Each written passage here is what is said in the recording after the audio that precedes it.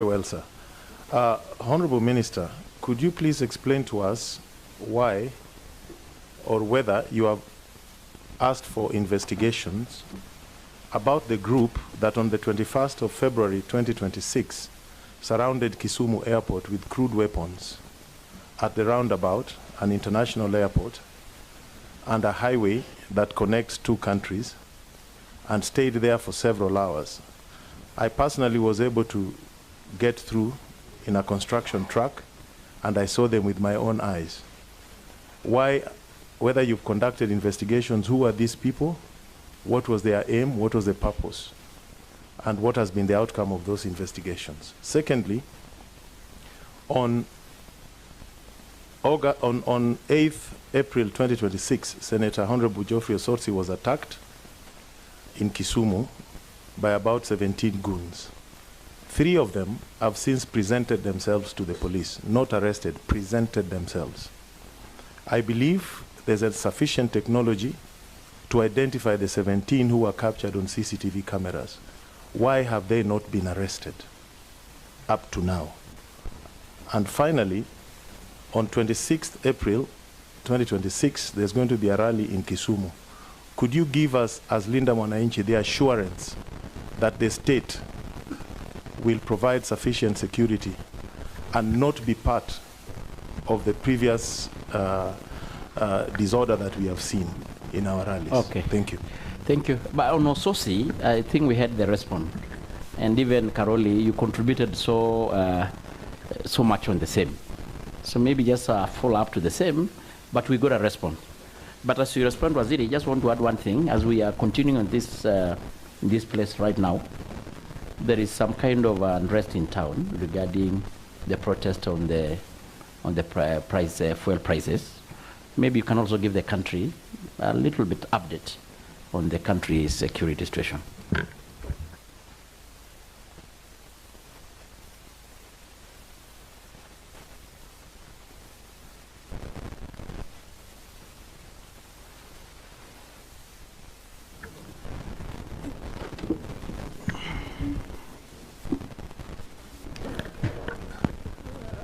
Maybe that's part of the reason why you should let us also go back to work. Trying to read. Yes. Thank you. Chair, maybe I could say something before Waziri comments. Let me finish. Let's finish this one. Because the Speaker had already made a ruling. There are some issues which have been raised. Later. Like when you expect the minister to be the investigator, I don't think that is within his mandate. You will have your time, Aduma, please. Okay. Thank you, Mr. Chair. The Chair already. Chair, first on security roads, let me combine the question by Honorable Korere and Honorable Umi. In both cases, security or infrastructure, if you look at the report, we are saying marginalization is contributing immensely to the question of insecurity. The issue of banditry and the issue of Al-Shabaab and all these other problems we are facing in the arid and semi-arid lands of Kenya is actually directly linked to marginalization. And that you improve infrastructure, irrigation, education, connectivity, communication. When you improve all these things, the level of security improves, because then accessibility enables you to track and respond to any security challenge very fast.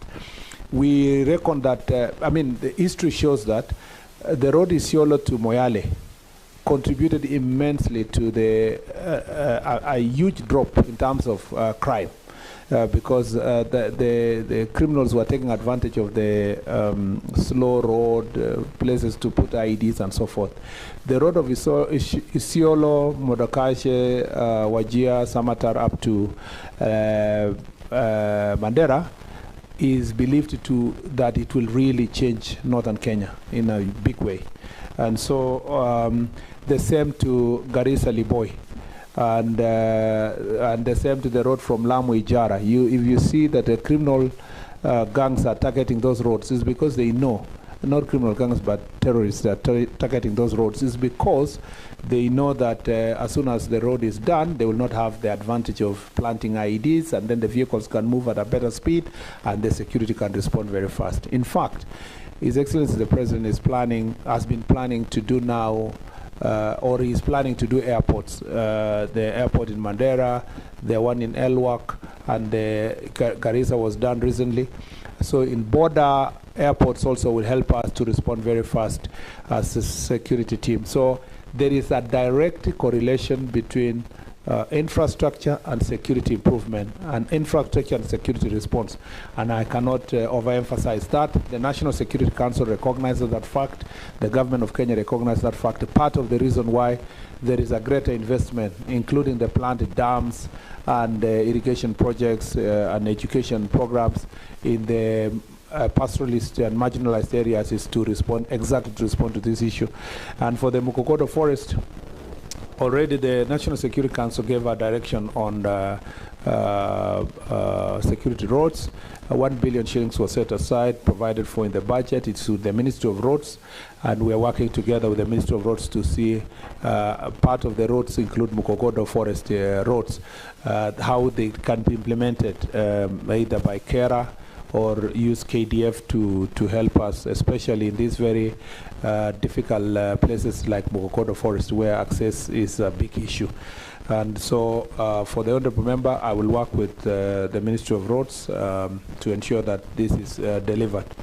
On the solutions, I think many people are saying that why am I coming here to look like I'm writing another book of lamentations on the question of gangs? I am not lamenting only. I am actually seeking for your support. You see, security operations cannot succeed in an environment where there's resistance by the public and by leadership.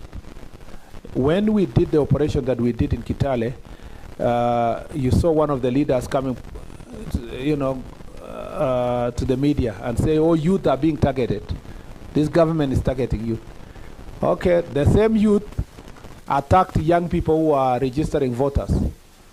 So we need public support, because where there is interference, leaders play a significant role, and they are powerful and important. Leaders can mobilize 10,000, 20,000 people. There is no amount of police officers in a rural county that can defend public institutions or individuals against and mobilize 10,000, 20,000 people. So I have said it, and I want to repeat that irresponsible leaders are the greatest threat to national security. That is period. And using such platforms to raise the level of awareness and ask for national consensus conversation, I am happy that now there is a conversation. Everybody is crying about gangs. There was a time it was monopolized by a few leaders. Now it is owned by more leaders, and they are fighting with more leaders. So the whole place is chaotic. And the people who are causing those chaos are those in leadership. This is the right forum for me to raise the awareness. No amount of guns, bullets, tear gas can resolve this problem. Let me tell you, if you, a small county like Busia, not so small, if you are counting the number of police officers in that place, there are very few officers, and they are focused on police station, general duties, administrative work, and so forth. To have even a rapid response unit there, maybe one unit. To have, you can't even have there, you can't say you have enough GSU. So the first point of call when it comes to safety of the people is a society that has a consensus about living together in harmony, a dignified political discourse that focuses on issues, competition that is around issues. I must say that I'm very proud of my county. Not to say this here, but Elgeyo Marakwet is one of the counties that has no single criminal gang, no goons. It is the only county where, I was a senator just the other day, you can give a lift to your opponent. You're going together to a baraza. You talk, and you can even ask your opponent, nisaidia 5,000, kwa sababu wewe you are in office, na unaweza peana 50 kwa Harambee, nisaidia 5. People laugh after the campaigns and they go home. But in a number of counties, leaders cannot just come to church. Merely church function is impossible. You go to some church Harambes and you cannot even, someone cannot even be preached. Some characters who are drunk behind there are shouting, 2-term this one, 2-term the other one, 1-term this one, 1-term the other one. It's just unbelievable. So it will, I must emphasize, Chairman, it is not a policing issue. It should not be a gun issue. It should not be an enforcement issue. It's a question of good manners. Yeah, it's an issue of leadership, that the entire leadership must rise in one accord to accept that we need to bring order to our country. And that's why we are raising this issue here. Some leaders, and I agree with Honorable Kaunya, some leaders, their only claim to leadership is actually eliminating his opponent. You know, making it impossible for any opponent to come in. And they are proudly going around saying, this is the deterrent measures are put in place. Nobody can address a meeting in my constituency if he's going to mention my name. So the only way they are in office is because there's no other one. Because he has beaten all the other people, he has harassed them, he sent goons. Those leaders, if today we were successful, and we are attempting, we are working hard to do so, to arrest all his people and take away with the gangs, they will never get a single vote. The only reason why the voter puts their name there is because they either terrorize them or they have eliminated their opponents. This culture must come to an end. Lastly, judiciary. This is, I don't know, I mean, in the first lesson of constitutional law, you will be told in first year that there are things that judges must take judicial notice. You don't need to plead it before a court of law for them to appreciate that the country is suffering because of these acts of goons and gangs. But yet, judges are still releasing these people to the public. They don't care about the bail terms. As long as a number of opposition leaders have appeared before court, it is enough proof to say that rights have been violated and release these people to go. When you're saying we have done nothing, when after the protest of 2025, over 1,000 people were arrested by the by the IG, including those who banned police station in Kikuyu, in Olkalau, in all these other places. What happened? What happened? The courts released them. Of course, you know, leaders made noise, hey, watu yangu. The courts released them. They went back to their society. They were back the other day. They were in Kikuyu and other places. And this circle will continue if we do not get the support of the judiciary. So no matter, notwithstanding what the DCI and IG here will do, without the conscious support of the judiciary, this country, and you know, we know they banned courts. So there is nobody who is infallible. Now, and on the question of criminal justice system, yes, I've seen that. Interference from Syria Command, it is true. During Jukwaa la Usalama, most of the police officers were saying that you carry out serious enforcement, a phone call comes from Nairobi, you are transferred. Okay? You are either transferred or you are warned or you are asked to release people. So the IG is also under pressure from all of us, including yourselves, including all of us, executive, yourself, judiciary, big people, business people, billionaires, and so forth. Always saying, "Iyo ni mtu yangu, wachilia ule, fanya hiyo." We need to allow the National Police Service to do its work independently.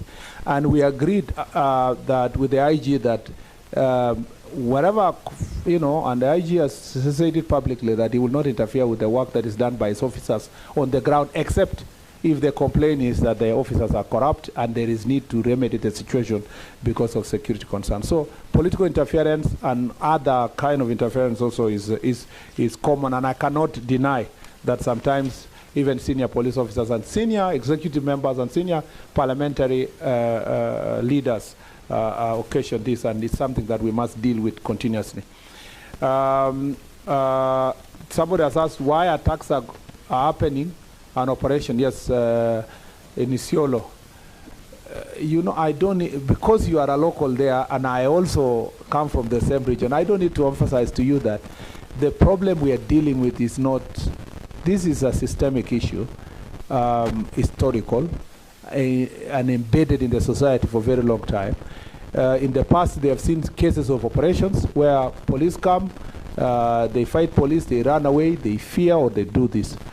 In some cases where we've been successful, like the areas that I've explained to you, it was also like that. In 2025, by mid-2025, which was last year, in Elgeyo Marakwet, including Marakwet East, where I come from, the police were still attacking people, including they killed a priest when the operation was going on. But the police sustained that operation. Eventually they surrendered, and that's why we collected over 500 guns. So what we should be asking ourselves about the Isiolo and this and Meru and also Samburu side is, and I think you are right on this one, and Honorable Sarah Korere was right, sustained operations. Because if you cut a snake's tail and leave it to wander around, it will attack more people. So I agree with you that the operation should just be sustained until the end. It's also very sad. You saw the pictures of the ones that were got and killed and whatever, and you saw they are very young people, 17, 18, 19. You pity the ignorance that is in there. They feel powerful when they have that gun. Combined with young age, ignorance, uneducation, poverty, bad mentality, those people become emboldened to do things. And then hero worship and being encouraged and being told that you are fighting for your future. So, but if we sustain the operation the way we've done, I have no doubt that we will succeed. Why are we on the question of Changara division? That is an issue that is 20, 30 years old. So it is not going to be solved just one morning. What we will only have to deal with is leaders using violence to resolve a boundary issue that has been with people for a long period of time. There is no value in that kind of, and I think the message to IG is that we need to make sure that the enforcement is done to avoid any leader using gangs to terrorize citizens. I've answered the roads in Dadaab and all that, marginalization, gangs in Garissa, I agree. This report, Mr. Chair, may need actually to be updated. Even when I was looking at it, a lot of update needs to be done, but also some places where it's called hotspot, really. When you ask a hotspot for what, they tell you for petty thieves and so forth. Maybe we need to just provide Parliament with hotspots of serious crimes. Then the rest of the issues that can be sorted can be dealt with. So I know Madogo in Garissa had also a similar challenge of gangs and so forth. Lastly, Honorable Karoli has asked about these gang members. I don't need to tell you, Karoli, you are not a stranger in Jerusalem. You know Kisumu, you know Nyalenda, you know all those places. You know what has been happening. It's not Kisumu alone, includes your own county. You know the same in Siaya, Migori. If you had come from another country, I would explain to you. You know for sure that Kisumu is a hotspot of gangs and goods. And it's not only you, everybody else here knows, because we have used Kisumu town, that as long as you are passing a particular area and they know certain leader is coming or whatever, you will either have boys asking you for kuchunga hour, or they are targeting you, a particular person, because another one has mobilized us against the other person, and they are not loyal to anybody. They are loyal to the one who pays. Who pays the piper calls the tune. And they are available, not Kisumu alone, all these goons and gangs are available for hire. The man who will take care of them today, will only be doing so because he has the capability and time. When time changes, another one will do it against him. And that's why we're having this conversation that we need to deal with gangs issue. Now, what happened to the Osotsi issue? The Osotsi issue was the DCI circulated the pictures. As you said, some of them presented, 3 of them presented themselves. The rest of the 13 or 14 ran out of the country to the neighboring country. So, but the IG and the DCI are on them, working with the authorities in the neighboring country. And we will arrest all of them eventually. As soon as they step in this country, they will all be arrested. And I hope that will be the first example to show that violence doesn't pay. But then, why, the other question, why goons and gangs thrive, is because the line is very thin, very thin. There is a thin line between a criminal and political supporters. And political supporters who are criminals when they are committing crime and when they are just present themselves as supporters. Now tomorrow, including you when you go for the rally on Sunday, can you for sure tell this house that you will not mobilize criminals to accompany you to the rally? You cannot say with certainty because, you can't say with certainty because you are already, even now in your mobilization preparation, now you are saying vijana wetu ya kutoka wapi, vijana kutoka wapi, your supporters, some people you are mobilizing people from Nairobi, your others mobilizing from Kakamega, others are from Luanda, we know them. But you see, they are citizens of Kenya. Before they commit a crime, you cannot say, I arrest them preemptively. Because sometimes they come empty-handed, reaching there, somebody supplies rungus and so forth. This issue can only be sorted, not by the police, because the numbers you are intending to have in that city are many, and they are also your opponents who are coming there to shout, as you shout one term, another one is shouting one term to you also yourself, or to, two term to another person. Then the police are being expected to stop people from saying two term or one term. It's a very difficult job. This is, in fact, I almost suggested that we might need actually a national convention of leaders sitting down and saying, my brother, let's just agree to do civilized campaign. Let's not incentivize young people for gangs, because until the moment something erupts inside the rally, the police officer will never have known that this is a gang. Sometimes we are accused, and I've seen police being accused that they are working hand in hand with the goons and whatever. Before anything erupts, you'll never know this one is a goon, Okay, look at the case of Nairobi during Mandamano. Watchmen, business people, prepare themselves for the Mandamano. So what do? They put watchmen around their business shops, and then give them that karungu. Say, okay, you take care of the whatever. On a normal day, a watchman, nobody has a problem with. So when the police are now doing the operation and a watchman is standing on the door, what would the media do? They take pictures and say, you see, those are the goons being protected by the police, working hand in hand with the police. Those are the complications that sometimes never get explained. But I can tell you from the bottom of my heart, from where I stand, I abhor any kind of goons and gangs. And we are trying our best, and I know the heart of the Inspector General of Police, we are trying our best under difficult circumstances with a police force that is also, we have not recruited people in the last many years. We are very excited about this 10,000 recruits recently who are graduating in October, and end of August, September.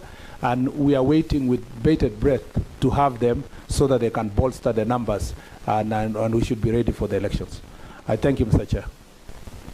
Thank you so much. And members will ask that we go to the phase 2. Chair, just a short clarification, Chair. Just a minute.